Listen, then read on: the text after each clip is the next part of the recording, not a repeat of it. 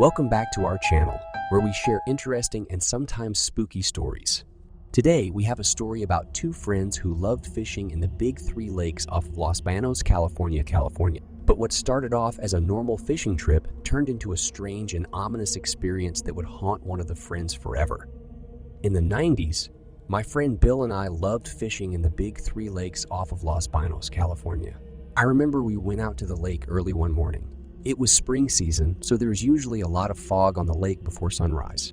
When we arrived, we unloaded our fishing gear and started walking along the paved path beside the lake. On the right side was a small wooded area. To the left is the lake. From where we parked to our fishing spot, it takes about 20 minutes to walk. The fish didn't bite that morning, so Bill moved lower. I can still see it from where I was. He was too cold, so I didn't want to move too much. As the sun rises, the fog begins to lift.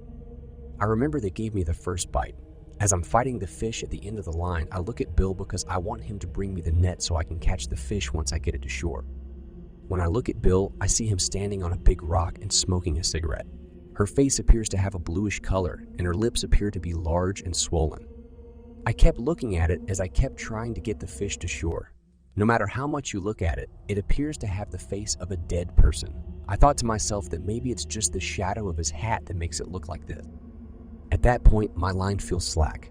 I no longer hear the fish pulling on the other side. So I said out loud, "Ah, shoot, the fish has escaped." He heard me, so he turned to look at me and said, "Really? Do you have a bite?" "Yeah.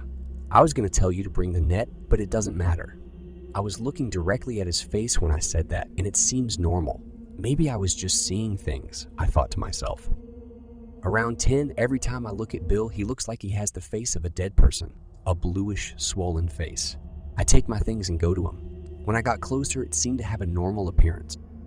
I didn't say anything, but said since fish don't bite, maybe we should go home. But he still wants to stay. In fact, we stayed all day. We managed to reel off some undersized fish that day. I remember it was around sunset when a big fish was pulling on one of Bill's rods and nearly dragging it into the lake.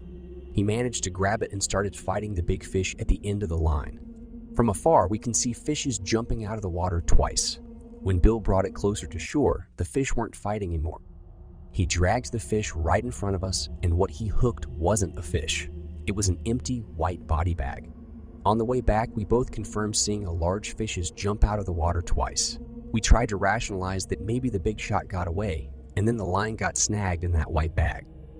After that, I remember what I saw during the morning. I told him how his face looks in the morning. Having grown up in a shamanic home, we both knew that whatever happened that day was ominous. When we got home, Bill told his parents what happened that day. His parents were so worried that they invited a shaman to do a shamanic ritual that weekend. A shaman is like a messenger between the realm of the living and the spirit realm. After the shaman finished, he said to Bill's parents, "Bill's soul loves to get lost.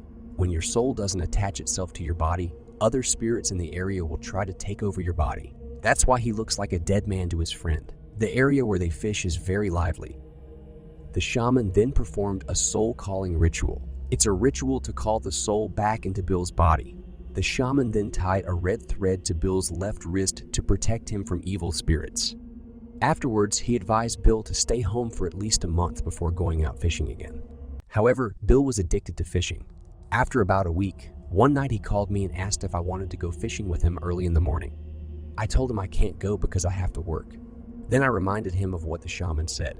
I guess Bill's fishing addiction was taking over at the time, and he didn't want to believe what the shaman was saying. The next day, he went fishing by himself early in the morning. Around noon, two subjects in a boat found him floating near the shore where he usually fishes. According to the investigation, there was no foul play. His body has no bruises or wounds. Not sure if he slipped and fell in the water because that area where he and I usually fish has big rocks on the edge. It's actually quite deep as well. His death was strange. They don't know what's going on. When I visited Bill in the morgue with his family, he seemed unrecognizable to his family, but they know it was him because he has a red thread on his left wrist. To me, it looks exactly like that morning while I was fishing, but perhaps I was actually seeing something else. I do not know. The death of Bill remains a mystery to this day. Was it an accident, foul play, or something more sinister? Whatever the cause may be, the strange events that occurred that day on the lake will always be remembered by those who were there. It serves as a reminder that sometimes there are things in this world that we cannot explain or understand. Thank you for watching, and please don't forget to like and subscribe for more stories like this.